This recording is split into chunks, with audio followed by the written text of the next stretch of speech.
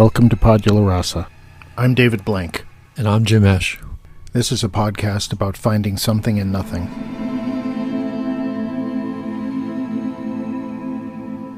Welcome to Podula Rasa. I'm Jim, and I'm joined by Dave and his daughter Leah. Welcome to both of you. Thank you. Thanks, Jim. And we have a special show today. We're going to talk about astrology, correct, Dave? Sure. So several months ago, Leah and I were talking about the fact that you and I are friends at all. And she started looking at our birth dates and then got more into it and started finding some interesting things, which I am not even privy to right now.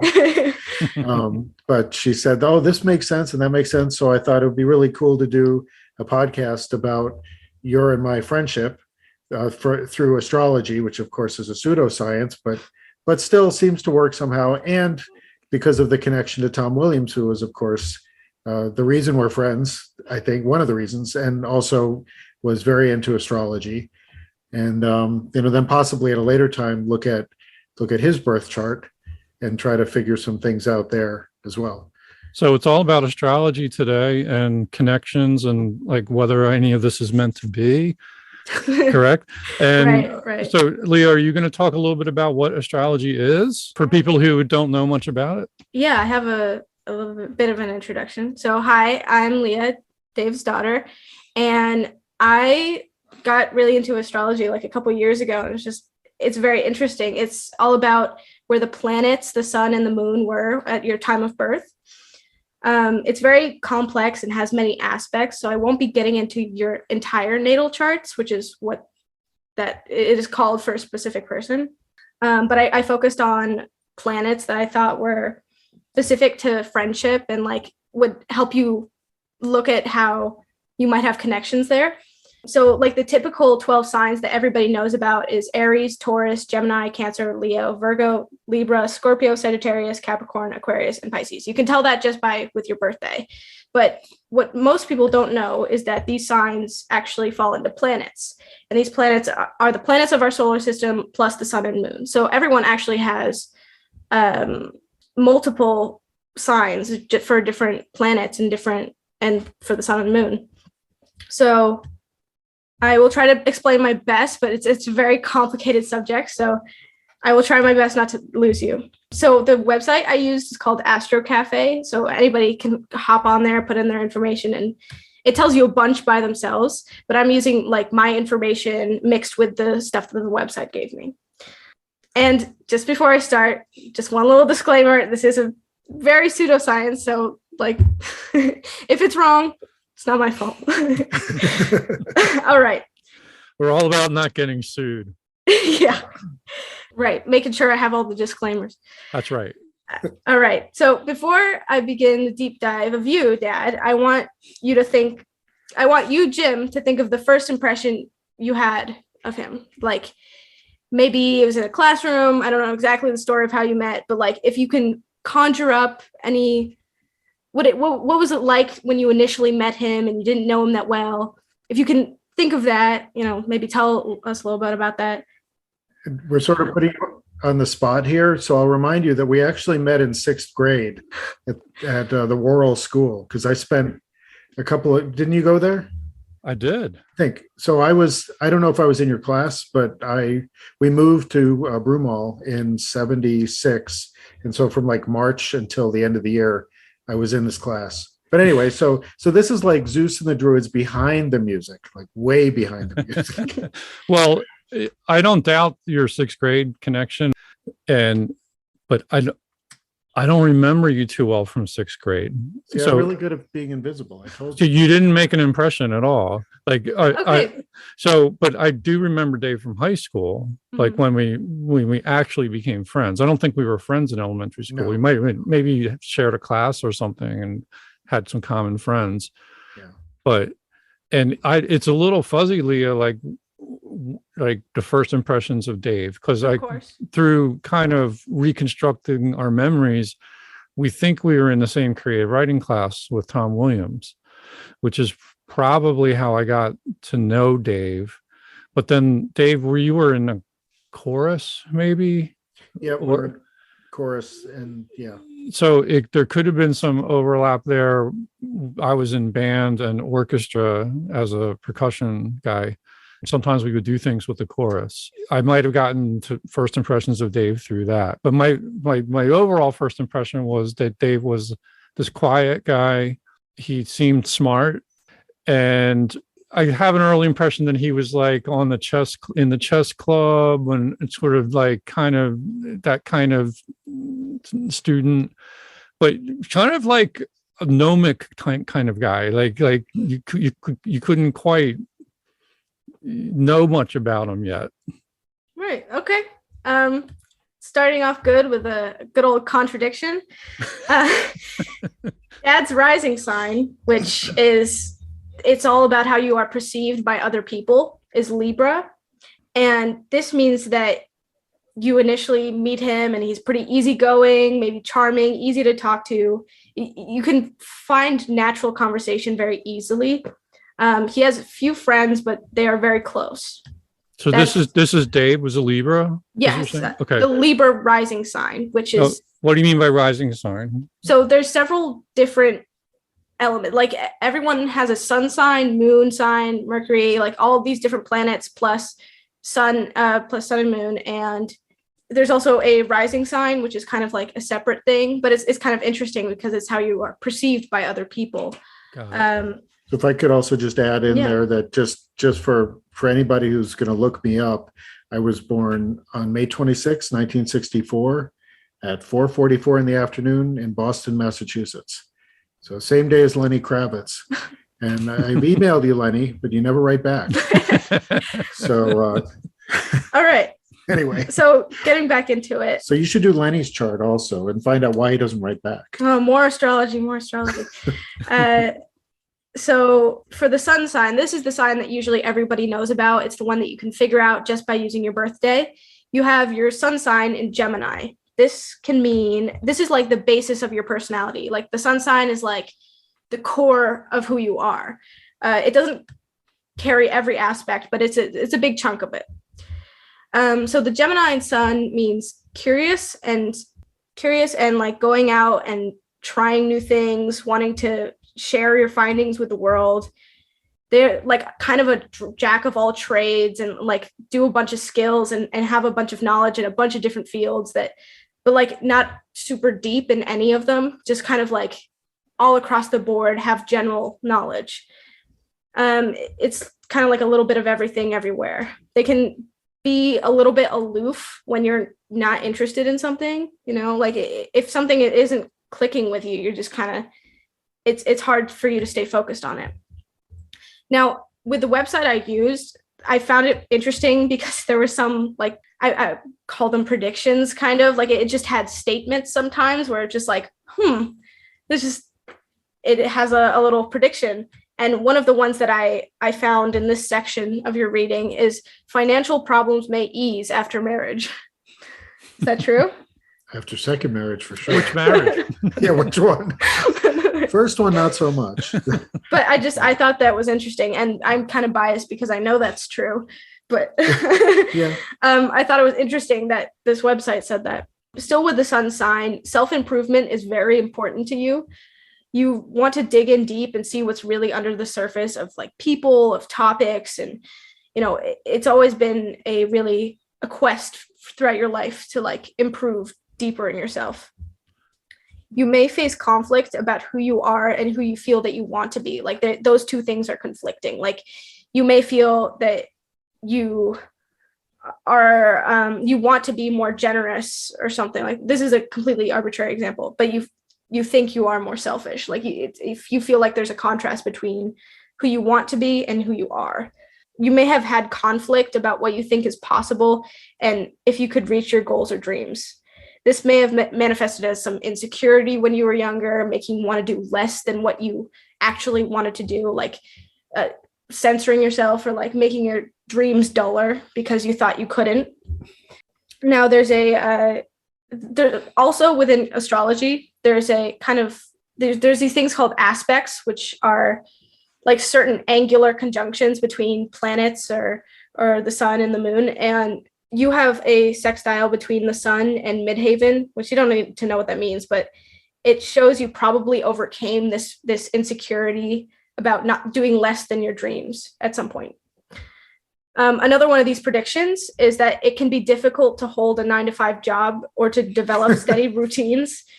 You work best when you can manage your own schedule and work in spurts, which That's me. I think is really cool, because if you don't know, and that was completely from the website.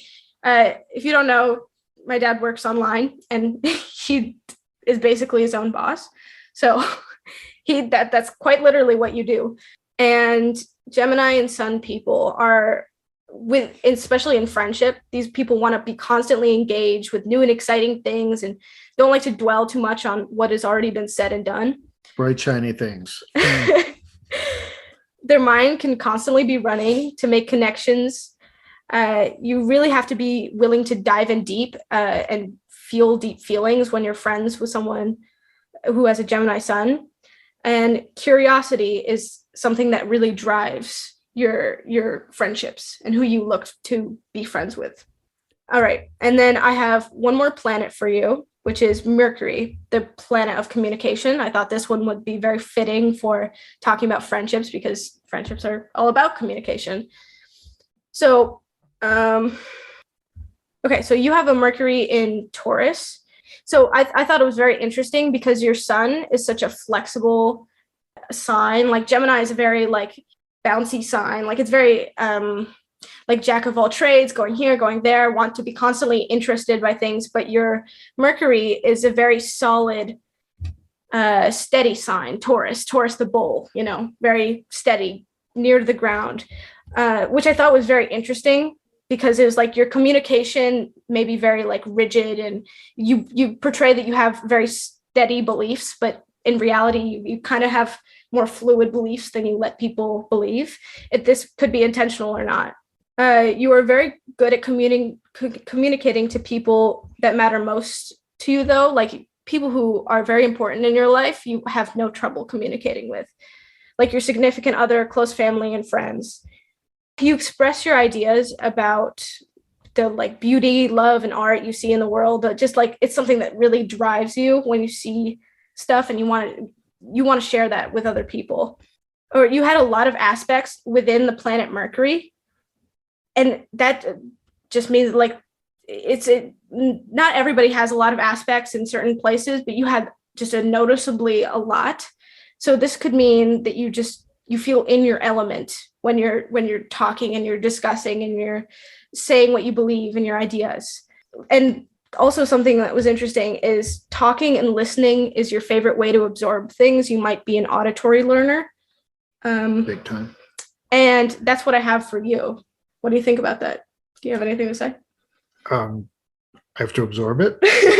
But yeah, no, that's interesting. I mean, I think that it makes sense to me kind of why it's easier for me to be friends with one person at a time than a whole group of people.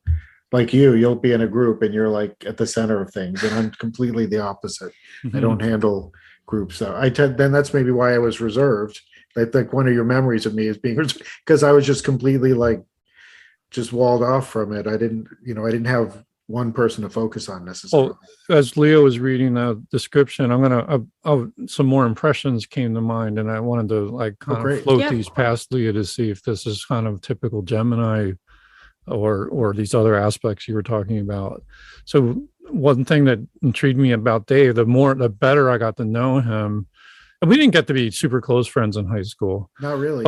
But it was like there was lots of layers to the onion. Like, so the outer layer was just kind of reserved, quiet, intelligent, kind of gnomic type of guy. But then like there were all these unexpected things underneath that. Like when we first started playing music together, like he became this like guitar god, like he like with this wizard on a guitar. Like you never would have guessed it based on the first impression. Like this, he was like how musical he was, and and it was just like, I know Jim Morris and I were just like jaw dropped, like, oh, this is so much fun, to play with this guy, because it's like he adds this whole new dimension to what we were doing, and and then also you were in the chorus and you were in the chess club, and like there was like, and they didn't all kind of obviously connect to one another. So it seemed like he had these different layers to his personality that you kind of would get a little peek into. Yeah, I think with Gemini and Sun being a quote unquote jack of all trades, like that kind of it kind of shows that he was kind of he knew more than he let on. Right. Something I've noticed about both of you within the aspects, which are like the angular conjunction type thing, you both had ones that talked about being introspective and more introverted and more like going into yourself more than extroversion. You do like to share things with people that you're close to, and talk about them, but you're also very good by just appreciating them by yourself, which is interesting. And once we get into your chart, Jim, we'll talk a lot more about that. So yeah, anything else jumped out? Just, well, I mean, that so far it's just about me, but maybe that says something about meditation. And but for you, I think it's meditation and your ability to really sink into things. And I know we're transitioning to you now, but like you're very well read, and you read way more than I do. And I think it's because you genuinely enjoy absorbing that information. By chance, do you like fiction books? Oh, I love fiction. Yep. I write He's an English professor, and he writes. It's what it said in the thing. So you want to introduce your birth date? Yeah. And where you were born? August 12th, 1964 in Myersdale, Pennsylvania, which is in western PA, southwestern PA. And it was at 6:46 p.m. daylight savings time. Yeah. And by the way, on the Astro Cafe, the website I use, you don't have to adjust for daylight savings time or anything like that. You just put in your local time. Good. All right. So for your sign, okay, before we get in, do you have any first impressions of Jim so that we can compare it to the... First impressions. Well, like you, I remember you from high school. I'm pretty sure we were in Tom Williams' English class in 10th grade. I have a pretty strong memory of that, and getting to know you there. And then I remember being particularly excited about finding out that you were a drummer. Because at that time, Mike Ketchen and I were playing guitar together, and we were, thinking we should do something musical, get a band together, and you kind of need a drummer. So when then a drummer comes into your life, you think, okay, this is a good person to know. Remember that guy, right? Would you say he stood out for that? Yeah, I think, I remember, this is 40 years ago, but I remember 42 years ago, I remember feeling like this is somebody who's like me, wasn't like, you get a whole spectrum of people in high school or in any school, any situation. And this was somebody who was like me. That's cool. Yeah. All right. So for your rising sign, which for a refresher is how others see you, Jim's is in Leo. This means that when you initially meet him, he stands out. Maybe before you even meet him, you could tell he was someone to be noticed. He seems very motivated and driven and like has a lot of things that you're passionate about, like generally very kind and charismatic.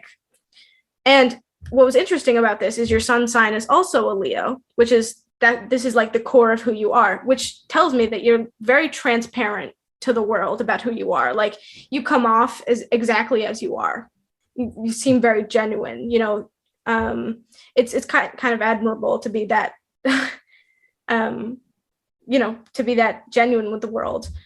You are a hardworking person, but you work hard so you can play even harder. Like you enjoy your relaxation time, which I think is very evident in the symbol of Leo, which is the lion.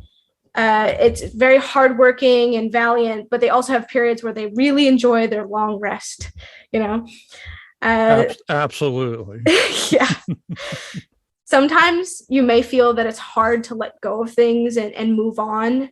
This could be like situations, people, or feelings. You may tend to see the world through rose-colored glasses and be optimistic even to a fault at some times. And this is where we get into the introversion part. You both sort of lean towards that. Time alone is time to recharge for you. And this is a prediction from the website. Although your intentions are generally good, you are given to overdoing things, which, sometimes you can maybe go past what you think you can do, and maybe overwork yourself and play down your need to have some alone time and recharge. You find yourself very easily trusting. You may have had, this is a prediction from the website, you may have been warned from others that some people that you do trust are quote unquote from the wrong crowd. It's just because you're so trusting towards people, it's sometimes hard to see their faults. Something also common I noticed about you two is that you both had some sort of struggle where you were defining who you are, and you had, like with Dad, you had a struggle between who you thought you could be, and who you wanted to be, and who you thought you were. And with Jim, this is straight from the website. It says you struggle defining who you are. Like you can't. Sometimes it feels like you couldn't pin down exactly who you are. So you might have had struggles with that in your life. I still do, Leah. I still want to know what I'm going to be when I grow up. Oh, and this was an interesting prediction that could be, I don't know. I'm just going to throw it out there. He struggles with finding a career that suits the personality. Yeah, that's me. Yeah. All right. Not necessarily a bad thing, though. Oh no, not at all. Yeah, and you both actually, like with me, it's the same thing. You don't want to work a 9 to 5. I went through a whole bunch of those careers. So that's another common thing. Thanks for pointing that out. And then your Mercury, which is the planet of communication, is in Virgo. You like to discuss and judge. You're very logical about how you communicate and how you think. You want things to be as accurate as possible. You spend a lot of time on practical matters and keeping things in order. Sometimes this can be even to being nitpicky or nervous. This kind of feeling that you can handle matters better than other people, and that kind of annoys you when people don't do things up to your standards. You have a very practical mind and very intelligent. Oftentimes you can see the most logical answer before other people. It just kind of comes to you naturally. You don't like to be put on the spot or pushed into talking or coming into a conclusion when you don't think you have one that you want to share. And you are spontaneous in your friendships and know how to turn situations around positively. You have a great sense of observation and quickly grasp up the size of situations. You can tell how serious something is. You're crafty, subtle, and perceptive. All right. That's what I got for you. What do you think? That's a lot of accurate descriptions. Maybe not 100%, but there's a lot in there that I recognize. Yeah. And, it's funny, I used to, when I would read astrology and, you look at the description for the Leo, I always kind of had this impression that Leos were sort of proud and kind of extroverted, Leo the lion, but I think there's a side of Leos that is introverted too. There's shy Leos out there, and I would call myself more of a shy Leo, so definitely introverted. Yeah. But there's this desire to share things, get things out there, like this podcast, or writing things that I want people to read, or and I always kind of battle between this wanting to put things out there, but then pulling back and kind of going back to my den. Yeah, there's actually something in the reading that said that with your Leo, with your sun sign, your Leo being in the 12th house, which is a whole nother thing. It basically means that you lean towards the introversion. That's what that part was about. You really crave alone time sometimes and to recharge, and that might be connected to the meditation also. Yeah, absolutely. Was there also like a moon sign associated with that? Yeah, the moon sign is the more secretive part of yourself. I could pull it up right now. I didn't prepare anything, but I could look at it if you would like. Sure. But and while you're doing that, I'll just share something that I just thought of when we were talking about that. It's something that I don't know if Leah knows, or maybe that anybody does. Our relationship, yours and mine, Jim, would kind of it's been always good, but it's been sporadic, at least in the beginning. Like we knew each other in high school. We did Zeus and the Druids, and then like with most people, you just go your separate ways. And then I think it was 20 years later that we reconnected. You were heading to Pittsburgh, I think, and I don't know. I got your number somewhere. I called you, and we talked on the phone, and then our friendship has really kind of grown after that time. And then after when Tom died, and you called me, or maybe you emailed me, I don't remember, but to tell me about that. And then since then, we've been more steadily friendly. And, then now with the podcast, it's been much more constant. But I think that speaks to just how important that Zeus and the Druids experience was for both of us, because it was like this one little period of time, very short time frame. It was only like a month or two. Right. But it was so valuable that it stuck with us all those years. Like it was something I always hung on to as being very valuable, but we're much better friends now than we ever were. Oh, completely. Yeah. Yeah. Way. In high school. Very much so. And, but the thing that strikes me is like, if I compare with other people who I've reconnected with or attempted to reconnect with after long periods of time, because I'm old enough now that I've been able to lose track and then come back. Some people are completely not interested at all. Mm-hmm. They'll just basically, you'll just start to catch up and then nothing. And you start thinking, did I say the wrong thing? Did I, why did they just drop me like that? And I think some people just, it's like they have their life and they don't want to, add to it with another person from a different life mm-hmm. that they had along or whatever. But at least in my case, we just seem to jive in the same direction each time that we kind of reconnected, and it grew. After we look at moon signs, I have some actually interesting information that might have to do with why you keep coming back and connecting with each other. Mm. All right, but for moon signs is all about the hidden side of you, the part that is usually only there when you're by yourself or like looking into yourself. It's all about emotions and how you feel. So, Jim, your moon sign is, hold on 1 second. All right. Yep. Your moon sign is in Libra. This is like Libra people want to like share their lives with people. Like they feel they want to make strong connections, and strong connections are very important to you. Feeling like this balance in your relationships is also very important. If there's something out of whack, it's very noticeable to you. You're very sociable and maybe even popular. You have good judgment and you're very smart and reasonable. Yeah, so you care a lot about people. That you might not let people believe in it when they first meet you. You care much more deeply than other people think. Yeah, that's good. Yeah, I think I'm not like a super popular person, but I'm an affable person. Like I can get along with people when I meet them, or I can, socialize and do that kind of thing. But it's very draining on me to do that because I think I am kind of hypersensitive to like atmospherics. So if I go into a room, I can read a room pretty quickly and I pick up lots of vibes from it. And those could be great vibes or very disturbing vibes. Whereas like, I got to get out of here like right away. And that can kind of weigh on you, I'm guessing. Oh yeah. Yeah. Big time. It's like, that's why I have to go back to my cave or my den and recharge for like a week. Yeah.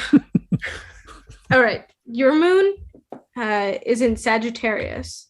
Which is your mom's sign. Yes, that's something interesting. The moon sign and the sun sign are flipped for both of them. So you have sun in Gemini and moon in Sagittarius, and mom has sun in Sagittarius and moon in Gemini, which is like, it's kind of cool how it works that way. And to start him another podcast. Maybe it is. All right. Because it works. So Sagittarius is a lot about feeling the need to be free, to be independent. So when you're going through emotional times, sometimes you just need your space. Like you can't. You think? Yeah, that's what I'm saying. You know me. I short circuit and I just have to go be alone. I'm going back to my cave. But usually they're very happy and easygoing. But if they feel caged or cooped up, it's really hard to stay stable. They easily forget appointments and are sometimes even considered irresponsible. It's happened. Very optimistic for the most part, and it catches on to people. You like adventure, especially you like to look into your emotions sometimes and just kind of explore them and see them for what they are. Very tough person. It takes a lot to really beat you down. You're very enthusiastic, sometimes a bit too easygoing in the fact that like you might throw yourself into a situation and be like, oh wait, I didn't think this all the way through. And that's true too. You can't stay in one place for your whole life, which I know is true also. You look where we are now. Yeah. So that's the basic. So based on what you've learned about Jim and me, what do you think are some of the reasons why we keep being friends? Well, I have a little bit more to tell you. Okay. All right. So there are some balances in astrology between divine feminine and masculine, between earth, fire, water, and air, and between mutable, fixed, and cardinal. Now, you don't need to know what any of that means. It just like everybody has a lot of signs, and those signs are associated with like one of those out of all the three things. Like, for example, Leo is a masculine sign, which is fixed and represents fire. So that like will add to your totals for those ratios. Both of you have the same exact feminine to masculine ratio, which is 2:8 feminine to masculine. And you both have a majority of water and earth signs with very little fire and air. And you both have a majority of mutable signs. And the ratios are interesting because they really are so similar for being like completely different, complex charts. And then for them to be that similar, it's really interesting.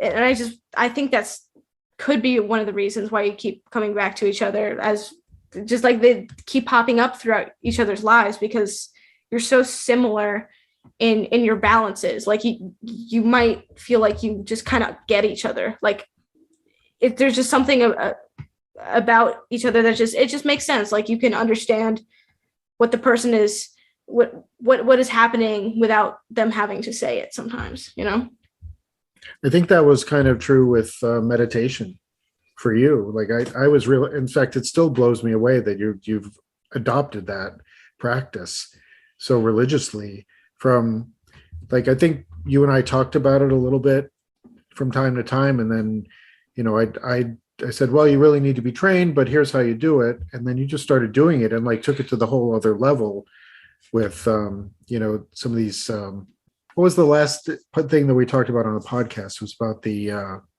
astral travel. Yeah, that astral travel, which is, I listened to 45 minutes of that hour and then I just couldn't listen anymore. I mean, I thought it was good. It was really interesting, but I was somehow just like, I couldn't do the whole hour. And I know that's something that you're able to do really easily.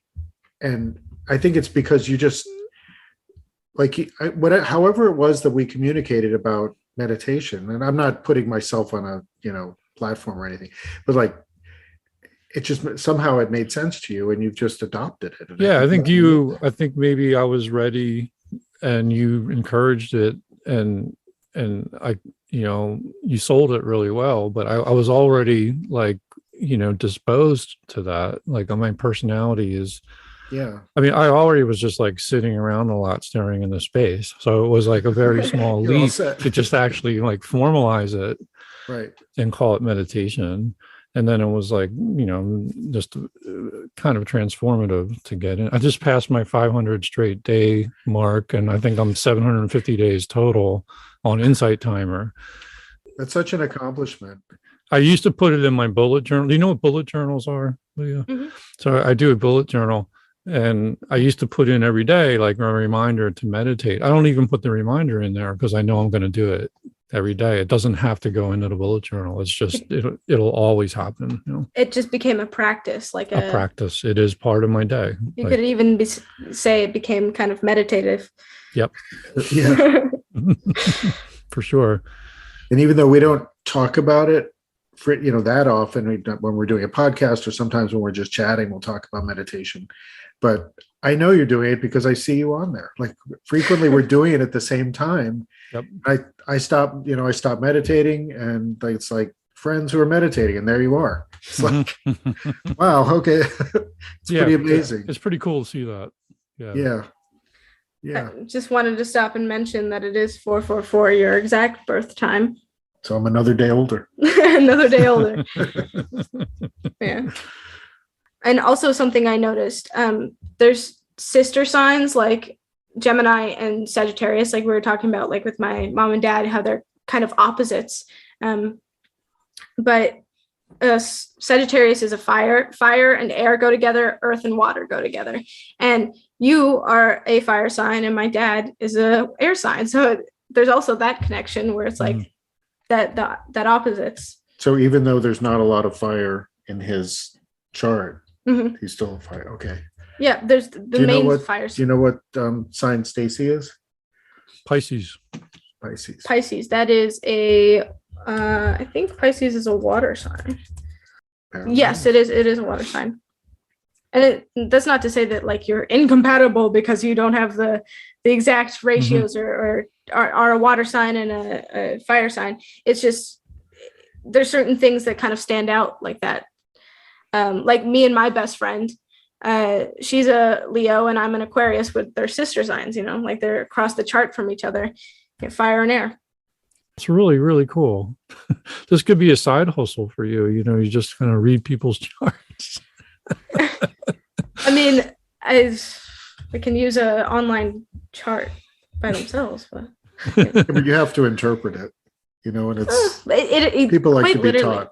It quite literally interprets it for you. Like if you go onto this website, you can see your whole natal chart and it'll tell you everything you want to know and more. Like it's very like there's like probably per person around 15 pages worth of writing. It's not specific to you. It's just like if you have this aspect, then it's a specific paragraph. But it's a very good website. And if anybody else would like to see what's in the stars for them, Astro Cafe. We'll put it in the show description. Yeah, we will. It's very interesting, and astrology is very complicated, and I don't even know all the ins and outs of it, and it's very hard to condense into like something for that anybody could understand. But it's a very interesting topic. I think it can show some really interesting connections between people. And it gets people kind of talking about their personalities and sharing with one another. And just on that level, it's a lot of fun, just to kind of share that. Because that part's real. That is real. That's right. So whatever the reasons are behind it, whether you believe in astrology or not, that's real. It's tangible. However real astrology might be, it creates real conversation, and it gets people talking about stuff that you don't usually talk about in regular conversation, like the hidden side of you with your moon sign, or with Mercury, with how you communicate. It can be really important to talk about this stuff, but in a fun way. Communication is important for everybody, and to know whether it's accurate to your astrology profile or not, it's important to talk to your friends and to your family and to your partners about how best to talk to them, you know? Mm-hmm. Yeah. Well, this was fun. Yeah. Thank you, Leah. Yeah, of course. That was very fun. Thank you for having me on. Padula Rasa is produced by Jim Esch and Dave Blank. You can find the podcast on Anchor.fm, Apple Podcasts, Google Podcasts, Spotify, and other major podcast directories. We hope you will share the podcast with your friends and followers. To send feedback, email us at padularasa@gmail.com. Thanks for listening.